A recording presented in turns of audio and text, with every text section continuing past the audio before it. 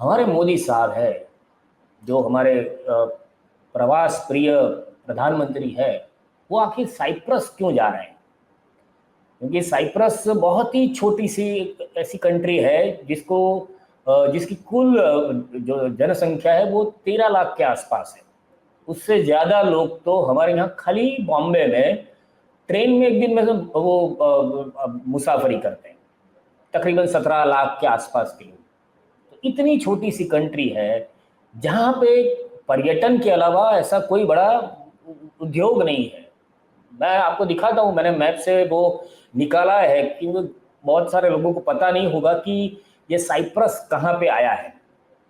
तो ये साइप्रस जो है वो उसका जो गूगल मैप पे मैंने ये निकाला है, इसका जो स्क्रीन रिकॉर्डिंग किया है। तो अब देखिए कि ये जो पूरा नक्शा है जिसमें आपके स्क्रीन के राइट हैंड साइड पे छोटा सा हमारा भारत का गुजरात दिख रहा है, और फिर सऊदी अरेबिया है, और ऊपर वो तुर्की है, ये जो बड़ा सा है जहाँ कर्सर घूम रहा है, उसके नीचे तुर्की के नीचे इसराइल के ऊपर की साइड पे, फिर सूडान के साइड पे वो जो है वो छोटा सा कंट्री अभी उसको जो दिख रहा है वो साइप्रस है।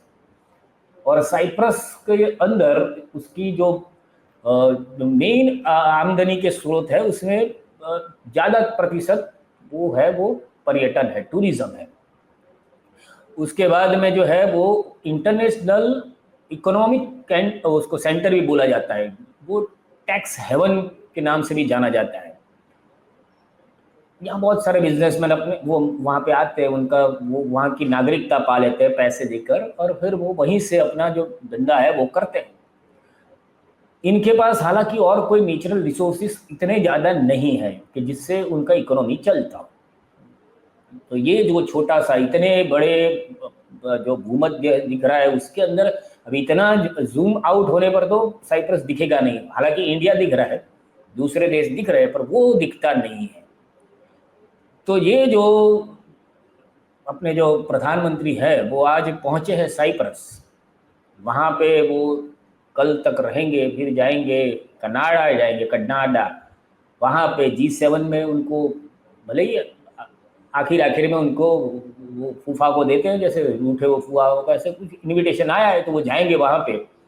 और वहाँ जाने के बाद G7 में भी अपना वो है वो विदेश नीति का सारा काम करके, हालांकि अभी तक उनकी विदेश नीति से भारत को क्या लाभ हुआ है उसके पुख्ता सबूत तो वो पेश नहीं कर पाए हैं। वो हमने ये ऑपरेशन सिंदूर में देख लिया कि हमारे साथ कोई खड़ा नहीं था, कोई भी देश, यानी वो 56 की छाती निकाल के हम ऐसा नहीं बोल रहे थे कि नहीं नहीं आप लड़ो हम आपके साथ हैं।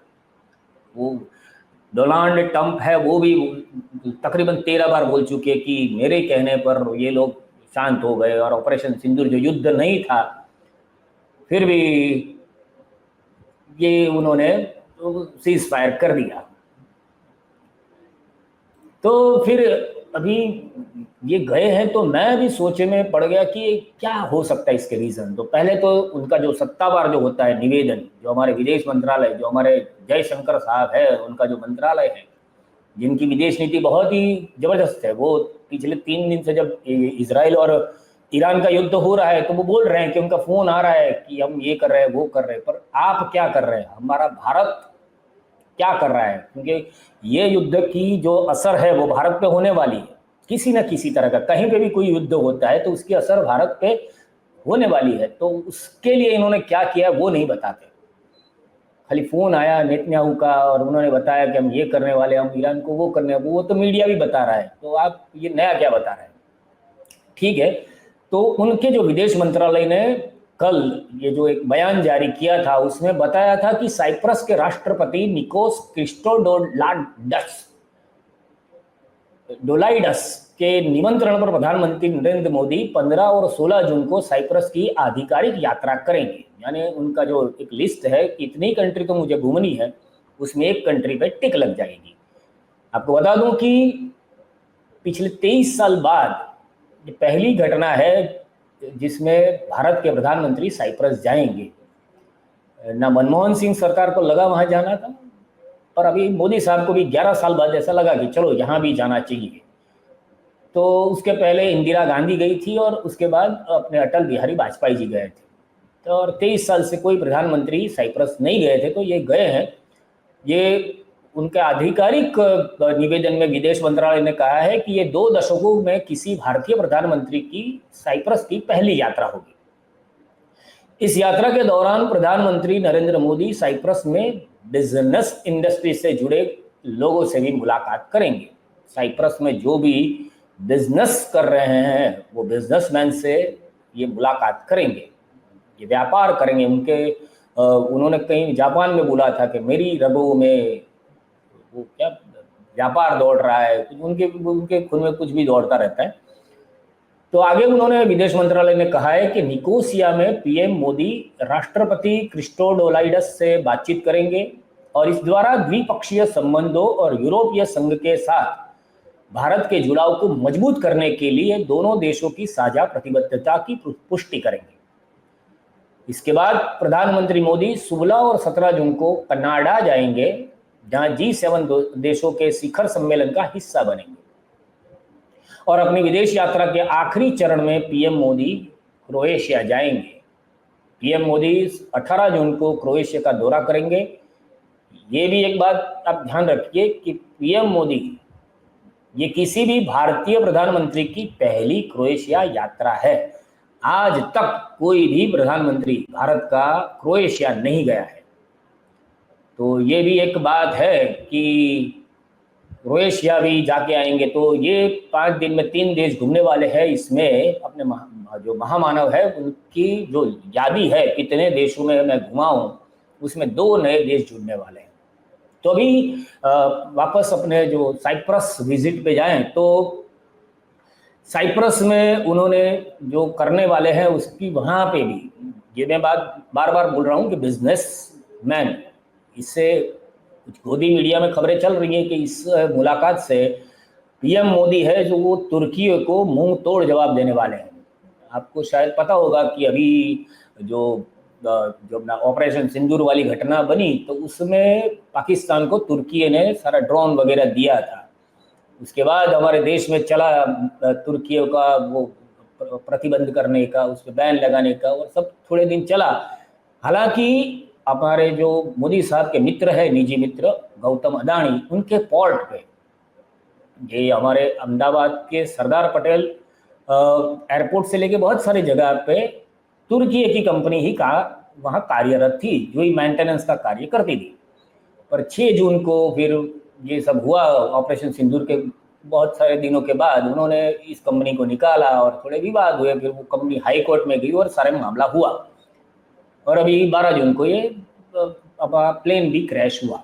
पर ये सारी बातें साइड पर रखे, पर अडानी जो है उनके लिए ये मोदी साहब एक सॉफ्ट कॉर्नर रखते हैं। तो उन्होंने ये साइप्रस जाने की अभी जो तैयारी की, उसमें वो भी एक कनेक्शन निकल रहा है। मैंने आपको शुरू में बताया कि इजराइल का हाइफा पोर्ट भी है, वो भी अडानी का है। बहुत जगह पे अडानी का ऐसा बिजनेस फैला हुआ है।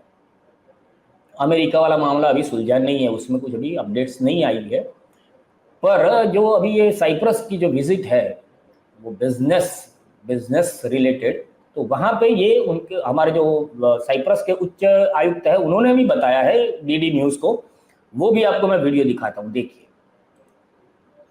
मोदी साइप्रस की यात्रा पर आ रहे हैं और इसी पर बात करने के लिए मेरे साथ मौजूद हैं साइप्रस में भारत के उच्चायुक्त मनीष जी। उनसे हम बातचीत करेंगे। मनीष जी, प्रधानमंत्री यहाँ पर आ रहे हैं, क्या कुछ एजेंडा है? ये बहुत ही महत्वपूर्ण विजिट है और मेरे लिए बड़ी और सभी भारतीयों के लिए गर्व की बात है कि प्रधानमंत्री नरेंद्र मोदी जी यहाँ की यात्रा, पहली यात्रा होगी उनकी और पहली मुलाकात होगी यहाँ के राष्ट्रपति से। तो हमारी कोशिश है कि जो हमारे भारतीय कंपनी हैं, भारतीय निवेशक हैं, जो यही पे बात है। ये मंडल साहब आप जो कह रहे हैं मैं उसी बात पे आ रहा हूँ। बात तो वही निकल के आ रही है।